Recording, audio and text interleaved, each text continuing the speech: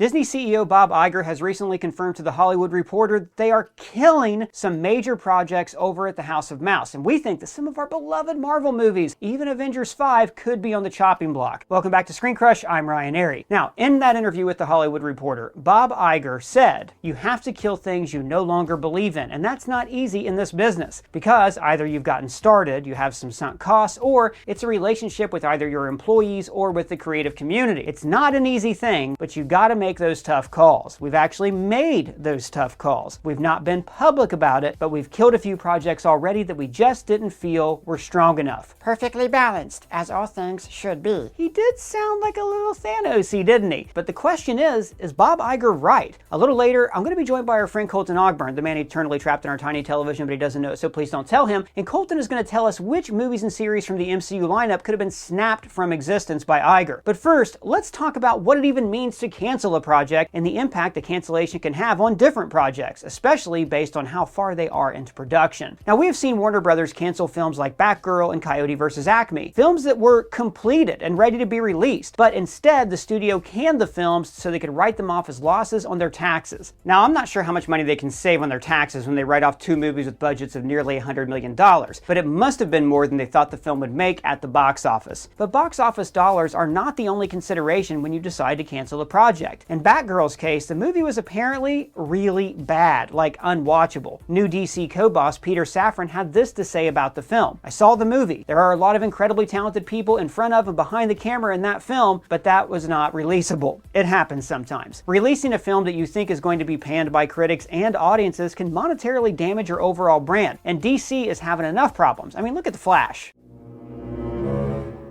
What the f*** did you just say? I said what I said. But Marvel Studios, on the other hand, never had that problem. Kevin Feige always ran a tight ship and put out a quality product. The only major MCU movie I remember being canceled during the Infinity Saga was The Inhumans, and that never even started principal photography, and actually Kevin Feige never wanted to make it to begin with. But the MCU's multiverse saga is another story. Following the post-pandemic financial panic, Feige and Marvel Studios were pushed to expand way too fast, and Feige was stretched way too thin. He was even forced to announce projects to the public that he wasn't fully ready to greenlight, all to boost Disney Plus numbers and reassure Disney stockholders. And now we are seeing that haste come back to bite them in the you-know-where. In the butt. Yes, now with Bob Iger back in charge at Disney, Kevin Feige has been given the breathing room that he needs to run Marvel Studios the way he used to. And that means some projects are just going to be cut. Not just projects that haven't started filming, but maybe even some projects that have been filmed, edited, and are waiting to be released. Because if those projects aren't very good, they could actually do more harm than good to the Marvel brand. And let's face it, Marvel can't take many more flops, both at the box office and on Disney Plus. Marvel Studios used to be looked at as a quality guaranteed type of brand, but now it's just a roll of the dice on whether or not a Marvel project is going to be any good. Forget great. And as a longtime MCU fan, it's really depressing. And as you guys know, I've had other times in my life when I've been super depressed all the time, and that has taken me to some dark places. So I'm here to tell you, seriously, that if you are hurting, therapy can help. Therapy can also help you learn positive coping skills, how to set boundaries, and how to live an all-around happier life. So if you're thinking of starting therapy, give BetterHelp a try. They're our sponsor for this video. BetterHelp is entirely online, very convenient, flexible, and suited to your schedule. All you have to do is fill out a short questionnaire to get matched with a licensed therapist, and you can switch therapists at any time for no additional charge. So guys, if you're hurting, therapy can help. Visit betterhelp.com/screencrush today to get 10% off your first month. That's BetterHelp, HELP.com/screencrush. Now, we're going to talk to Colton in just a second about all these different projects that could have been canceled, but as always, I want to hear from all of you guys. What projects do you think Marvel should cancel or should have canceled to begin with? Or what projects do you hope they're still going to keep on the books? Personally, the one I'm looking forward to the most that I hope isn't canceled is Armor Wars. It's a great story that I'm going to explain to you just a little bit later. Now, in a little bit, I want to talk about Armor Wars because I think it is the biggest opportunity that Marvel has been squandering so far. It really should have been a centerpiece of the multiverse saga. But first, Colton Ogburn, can you walk me through all of these potential projects that Marvel might have canceled silently in the middle of the night, like so many daggers from the Black Riders and Bree? Sure. So I went through, and there are a few that I feel like we know they're going to come out. We know that they're not going to can Captain America 4. That's not going to happen. Harrison Ford's in that. Yeah. Right, yeah. So I went through and I pulled a few that I thought could be on the chopping block. And the first one is Ironheart. We met Ironheart. Oh, that's interesting. Wakanda Forever. I love her character. she felt a little shoehorned into the movie. Felt like they were trying to promote the Disney Plus show a little bit. Yeah, that's what I thought too. Yeah. No, I think the same. I thought the same thing at the time. I was like, look, this character's good, but she really doesn't. It could have been any scientist in the movie, and it really felt like they were going, this is our new strategy. We introduce characters in here, and then they get spinoffs. That show is in the can, right? Didn't they finish filming that last year? From what I understand, and that's what's unfortunate here. We both made the point that we enjoyed the character, but I find myself asking on a lot of these that we're going to go through, who asked for this? There's so many other things that I would like them to focus on more so. And yeah, I do believe Ironheart has been in the can for a while, and so the question becomes, well, if they're going to release it, why haven't they released it? I mean, even if they were going to do the Echo thing and just drop it all at once, but I believe you made the point a little earlier. Could it be so bad that they're like, this is going to do more harm than good? We're just throwing it away. Yeah, it's interesting with Echo. I've been in touch with some people from the show who have told me that they filmed 6 episodes, that they wrote and filmed 6 episodes, and I think it was Can We Get Some Toast? Had a post where they talked about how they outlined what every episode was supposed to be, and it seems like Echo was more heavily tied into Daredevil Born Again, like the original concept, and they ended up just like kind of Frankensteining that thing, and like maybe to save money, maybe just because they wanted to like introduce the elements that had to be introduced, like Wilson Fisk running for mayor.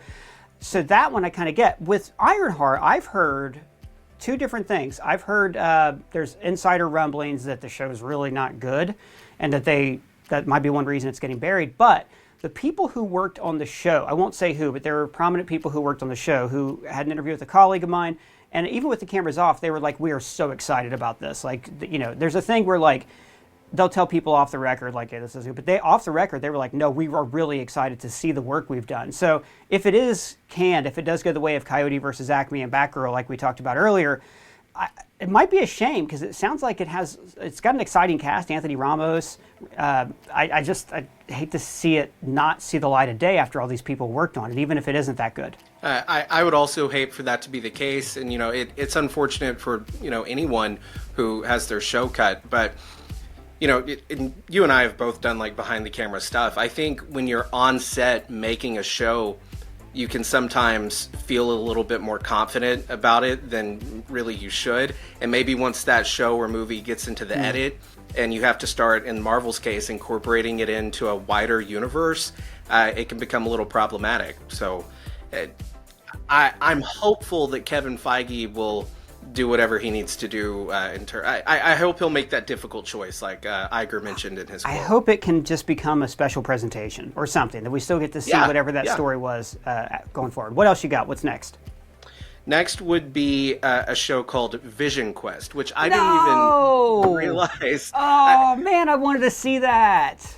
Yeah, when I was going through the list, I was like, I completely forgot they even mentioned this. So, from what I understand, Vision Quest would be about, at the end of WandaVision, White Vision, he flies off out of Wanda's hex, out of the library, and supposedly teasing a return of the Vision. I personally thought it'd be something with, like, Young Avengers, but I think too. That's something that we'll talk about here shortly, probably. Young Avengers, I don't see happening as well. But I think Vision Quest is definitely on this list, primarily for the fact that I had even forgotten it was a thing. You seem upset by the fact that Vision is on this list. I do, because I love that character. I love the idea of an AI rediscovering his emotions. I want to see him and Wanda connect. Vision Quest so obviously is connected to the Young Avengers. The Vision got them together, and I just thought that it would have been a natural continuation of the story we've seen. A character that's been in the movies who we're all invested in. I mean, it is a lot. Like when they announced Vision Quest, I was like, God, that's a lot of shows. So I get it, but maybe a special presentation, Feige? Maybe, Kevin, please? God, do you, Ryan, see a scenario where maybe they could combine Vision Quest and a Young Avengers type thing, maybe into like a 6-episode series? I thought they were always the same thing. I thought they were always the same thing. Were they? And, do you want to talk about Young Avengers right now? Sure, yeah, go for it. So the thing about Young Avengers is, right, great comic book. They've obviously been setting it up for a long time. With all these different heroes from different, even Elijah, and all these other characters who have been set up, not just like Kate Bishop and Kamala. So they obviously have Kate and Kamala and Cassie Lang setting up.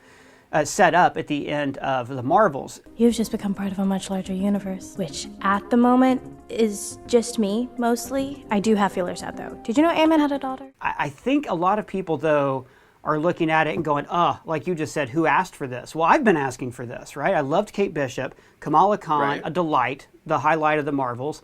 I like Quantumania, you like The Flash. Sometimes, we're rebels who are ahead of the curve from the rest of society.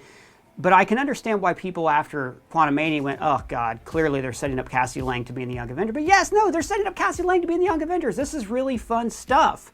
And I really hope this project goes forward, because they've obviously been setting it up, even though they haven't announced it yet. Well, I'm also excited for the idea of a Young Avengers. My only question was, how do you market something like that? I don't think you actually call the film Young Avengers. I think a title like that works in comics. I don't know that it works in a movie. And in a situation like that, if you're doing Young Avengers, I think Spider-Man would be on the Young Avengers, if it really is like an age qualifying That thing. was the whole thing in the comic, too. Where he was mentoring other teenage superheroes. He was an adult, but it's a whole thing. I mean, the thing about Young Avengers, though, is if Hulkling's not in it, then you don't get the relationship between Hulkling and Billy, and that's a whole other thing, too, that is the heart of that comic book. And Hulkling, I'm guessing, has been replaced with Scar, because why else would they throw Scar into the end of She-Hulk, Sorry, you were saying? I was just going to say, I think that if you do Young Avengers, that would need to be in a situation where you are setting them up to be the new Avengers, your new lineup. So maybe that's something that would need to come after Secret Wars. My other concern was something like... They won't be young by then, though. At this point, all of these Young Avengers are going to be in their mid-30s by the time Secret Wars comes out. Yeah, they'll just be Avengers, or maybe a Senior Living Avengers if it takes too much longer. So... Okay. Yeah. Next on my list is Agatha, and that show has had 3 different titles. Do you know the current title? I think no, I don't. I don't know the current title because it's after 4:00 right now, and I think it's already changed. They've said that the reason it's had these different titles is because it's part of the trickster nature of Agatha. Look, I think it's the trickster nature of they don't know what the hell they're doing. I don't know. When they announced that show, it was in the same breath as Echo and stuff, and we were all like, oh my God, Moon Knight, yeah! And the Moon Knight trailer came out that same day, and then we saw that, we were like, okay, Agatha show, let's see what you got. And I think it's really just built on the popularity of Kathryn Hahn, who is amazing. Yeah. That's one I'm optimistic about, because isn't that a show they have confirmed is coming out this year? September, October? Yeah, I believe it's in the can. It's done. They've put it in advertising, so I think it's good to go. But as you talked about a little earlier, could it be a show that, if it's not very good, could they pull it? I don't put it past them pulling it. However, you did just mention Kathryn Hahn. I also love Kathryn Hahn, and she was one of the best parts, I think, of WandaVision, an already great show. I promise I won't bite. I actually did bite a kid once. Okay, so that's Agatha. They may even echo that, and they may put all of that in one episode, or dump it all in a day. Let's just say that might happen. What's next? Maybe so. Next is an untitled Okoye show, which would star Denai Guerrera. She's made a big return, with The Walking Dead, The Ones Who Live, playing Michonne. She is a beloved character in the Wakanda movies. I would personally prefer to see her just carry, future Black Panther movies. I think this show was probably announced during a time where they felt the need that they really needed to push Disney Plus. And so I think this is totally one of the shows. Yeah, I think this is totally one of the shows that is going to get canned, but not for any reason like, oh, it was bad, or we're moving away from that character. No, I think she's going to have a prominent role in future Black Panther stories, but maybe we don't need another show. And I think that this one probably hasn't even begun filming, so I think it's an easy one to cut, at least for now. Maybe it'll come back later. Yeah, I've always thought that the end of Wakanda Forever definitely was trying to set up Ironheart and also set up her spinoff when she rescues Ross from the van, who may or may not have been a Skrull, who knows. Yeah, that's a shame, because I love Denai Guerrera. She's a great playwright, too. But I kind of see this in a way, like there's certain projects that have been teased where I think we can combine them. And actually we have a video coming up in just a few days about different MCU teases that haven't paid off, and we have some theories on how those can be combined. So hopefully that story continues on alongside one of these other ones you're going to talk about, maybe. What else you got? Yeah, hopefully. And that's not the only Wakanda spinoff. There's like a Wakanda animated series, and there's lots of animated stuff. Which they have a trailer for. They've been working on that. Yeah. Yeah, and there's Marvel Zombies. We have What If. I think What If Season 3 is already done. They released like a scene from it before, like right after the Season 2 finale. So it kind of seems like they might really be going in with animation. Yeah. We've got Spider-Man X-Men freshman 97. year, more seasons of X-Men 97, you're right. And that's interesting because there was a point leading up to What If Season 2 where they were like, there were rumbles that Marvel animation was not a success. Sorry, go ahead. Mm-hmm. Well, I was just going to ask, is there any reason that they would like do animation over live action? Is there any reason that they would be pushing the animated shows over the live action cheaper. shows? I would think they're cheaper. The voice talent, you either get the people or you don't. And if you have to replace Robert Downey Jr., you can. And they probably are looking at it and going, and there's probably just data behind it that says there has to be a reason why they dropped What If in a week. Where they realize that they probably get more subscribers, or they sustain more subscribers through their kid-friendly animated programs might be an answer. That I don't know. I'd have to hack into Disney's servers and look at their data. But okay, I'd so love to see those more animation. That's cool. I like the Marvel animated so far. What's next? Yeah, this one's gonna really hurt you. Wonder Man. No, they're filming. Well, a guy did die. That's really sad, actually. A stuntman died on that show. That was unfortunate. Yeah, that is really sad. I'm not sure if they've resumed filming or not after that. I got to be honest with you. You've kept up with that show way more than I have. I know you're a big fan of the character. Yeah. Remind me, who's playing Wonder Man? Yahya Abdul-Mateen II. And you liked him for Kang, right? I thought he would have been a good Kang. He's a good Black Manta, but I really wanted to see him. Really, he's just great. Like, I could see him in any role as a superhero. He was great in The Watchmen, great as Black Manta. He's great in The Matrix. That's a shame because that is a really fun character who I think would have really thrived in the tone of the Marvel Cinematic Universe, and maybe even setting up a West Coast Avengers team with She-Hulk. Kate Bishop, would have been a great addition to that team too. That'd be a shame because that show has so much potential to be like She-Hulk. You know what I mean? Like this, like lighthearted parody of show business in a way where She-Hulk, I think, struggled with that line that we've talked about in the past between parody and reality. They would have nailed it. Well, and the case with all these characters is it's not necessarily because they're bad. I think for some of these shows it will be because it just doesn't hold up to the quality that we expect from Marvel Studios and that they want to try to get back to.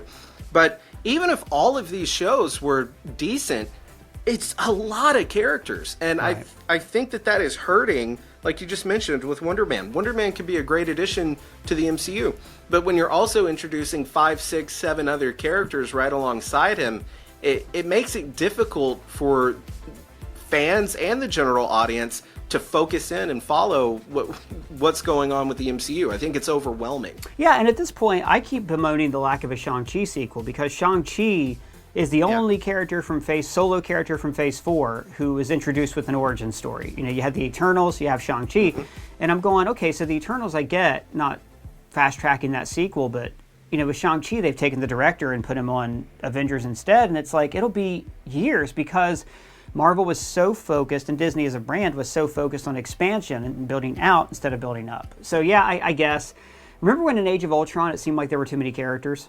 Too many new characters to keep track of, and now it's like if you were going to put all these characters in something, I mean, look, I don't like you guys who watch this show a lot know, just make an Avengers movie, bring them all together, give us a reason to just say, okay, so this one's going to explain everything, give us a reason to feel like we have to watch everything. Maybe that's what the real key here is. Yeah, and that's a great point because when they made the first Avengers movie and with Avengers Age of Ultron, those weren't popular characters. Those were characters in a really good movie that fans fell in love with. So I think you're exactly right on that. This next one's near and dear to my heart. Blade. This movie has been through rewrites, fired directors, strikes. I can't remember if they were trying to get it off the ground during COVID. This movie has just been plagued with... Yeah, and it's got a great lead, Mahershala Ali. It's a recognizable brand name. It's coming home for Marvel. It's the first Marvel film that was not a giant flop. So I think they really wanted to do right by it. And it's set up. I mean, Mahershala Ali's already been in the MCU as a voiceover at the end of the Eternals, but he's there. And it seems like I heard that they were trying out different drafts with Dane Whitman. It didn't really work. Now Dane Whitman might be appearing in Moon Knight Season 2 is the latest rumor I've heard. But, you know, rumors are rumors. Who really knows? But that'd be a shame. It's another example of something that never would have occurred, I don't know, 5-6 years ago. Right. You know, during the Infinity Saga when Kevin Feige was paying just as close attention to every single project. There was no project that got more attention over the other. And I think that Blade is yet another example of him being spread way too thin. Speaking of the production of Blade reminds me a lot of the DCEU. All these projects like Cyborg and Flash that just were never materialized because they couldn't get the right script, couldn't get the right director because there was the amount of focus they needed. All right, well, what's next? Speaking of that corner of the MCU, there's Moon Knight Season 2. Now, with Moon Knight, it was originally just going to be like a thing of its own, no Season 2. But then, after the first season came out, people liked it. There were talks of perhaps doing a Season 2.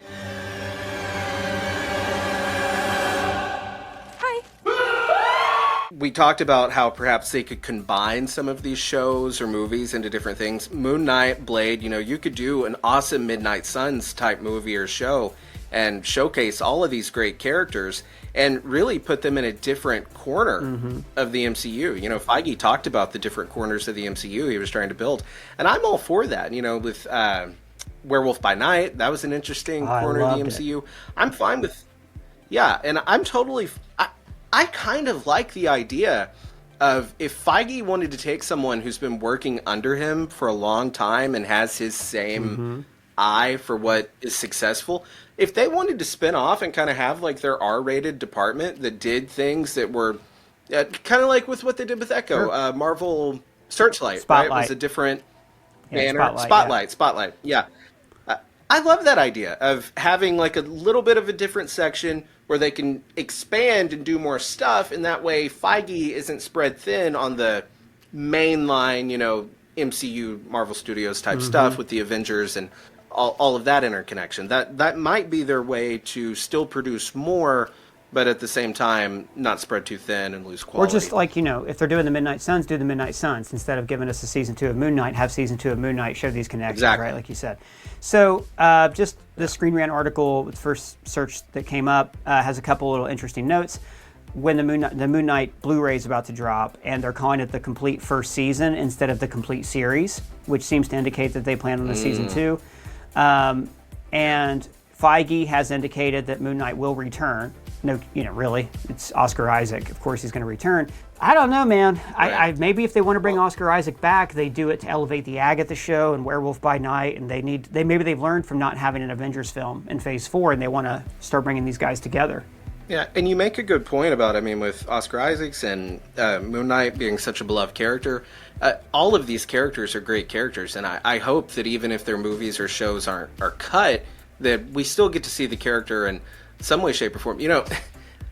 You don't have to have a movie or show for every single character. There's a such thing as a really good supporting character. That's what Wanda, Scarlet Witch, and Vision, that's what they were for a long time. They showed up in Captain America and in the Avengers movies, and they were just as big a part of a team as all the other characters. That's what Tony Stark was after Iron Man 3. He didn't have solo movies. He showed up in Avengers movies. Well, we got to be nearing the end of this chopping block, man. Who else do we have that's... Well, here's the big one. I think that perhaps Avengers 5, a.k.a. what was formerly known, as the Kang Dynasty. Yeah, that's done. Could be getting chopped. Totally chopped because I thought that they got rid of Kang Dynasty. What's going on? What do you mean? Explain yourself. I'm confused. Well, here's what I mean. They announced when they announced the Phase 6 slate for the Multiverse Saga, they announced Fantastic Four to be at the beginning of that phase. And then we had Avengers 5 and 6, which were going to be Avengers the Kang Dynasty and Avengers Secret Wars, kind of similar to what they did with Infinity War and Endgame. Now, there were a few possibilities. If you'll remember back when they first announced Infinity War, it was called Infinity War Part 1 and Infinity War Part 2. and then they changed that around. I think two things are possible. I'm not doing a technicality here. We know Kang Dynasty is gone. What I mean by getting rid of Avengers 5, I think that we could see whatever date that movie was supposed to come out and that slot, I think that that could just evaporate and we see Avengers Secret Wars, which was going to be the 6th Avengers film, essentially become Avengers 5. I don't know that we're going to see another movie like, say, Avengers versus X-Men replace Avengers 5. We could just see them take Secret Wars, slide it over into that slot, and say, this is the big finale to the multiverse saga. It's just, you're saying that instead of getting 2 Secret Wars movies, I think we'll get 3 Secret Wars movies, to be honest with you. I think they're going to do, I think they're going to go nuts with it because, frankly, you know, we're behind, it's 2024, we're behind on Avengers movies at this point. Yeah, dude, imagine if they did Secret Wars Part 1, 2, and 3, and they just released them year after year. Like, 26, 27, 28. But again, you're getting into like, that's just it's taken so long. We've been busy introducing Moon Knight and Riri Williams instead of just give us an Avengers movie. That's my big takeaway. So the last one I think that I want to talk about is Armor Wars. So Armor Wars, near and dear to my heart. Colton, thanks so much for your list. I deeply appreciate it. You guys know you can find Colton's socials below. He's here on ScreenCrush all the time.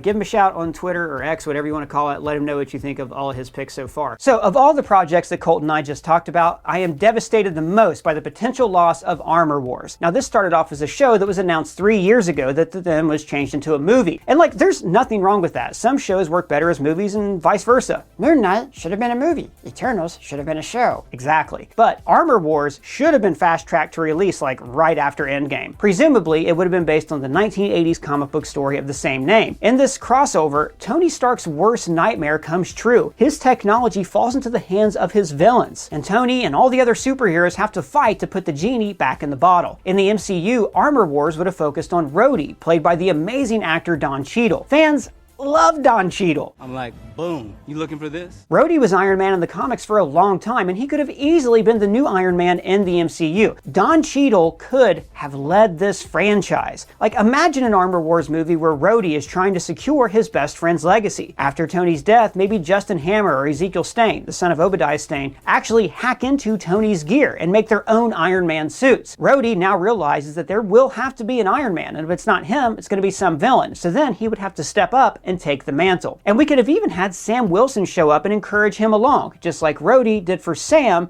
in The Falcon and the Winter Soldier. So you're gonna make me ask, why didn't you take up the mantle? But instead, the multiverse saga has fumbled one of their best legacy characters. Rhodey could have been the heart of this saga, but instead he's been reduced to cameos and, frankly, the lamest Skrull reveal of all time. Like, the reveal that Rhodey was a Skrull lacked any impact on the Secret Invasion show, but it would have been a great setup for Armor Wars. Rhodey finds out that an evil alien has been wearing his face for years, damaging his personal life, letting Tony's secrets slip out to supervillains, and now Rhodey would have to repair all of that damage while also embracing his new role as a leader of the Avengers. That is why Armor Wars is the #1 show that I want to see Feige hone in on and focus on and make a centerpiece of these new shows, the new saga that's coming up. I mean, frankly, the multiverse saga has been hit and miss, but what I think we've really needed the whole time was just a darn Avengers movie where Rhodey as Iron Man could take the lead and reform this team. Well guys, that's just my thoughts, but let us know your thoughts down in the comments below or at me on Twitter. And if it's your first time here, please subscribe and smash that bell for alerts. For ScreenCrush, I'm Ryan Arey.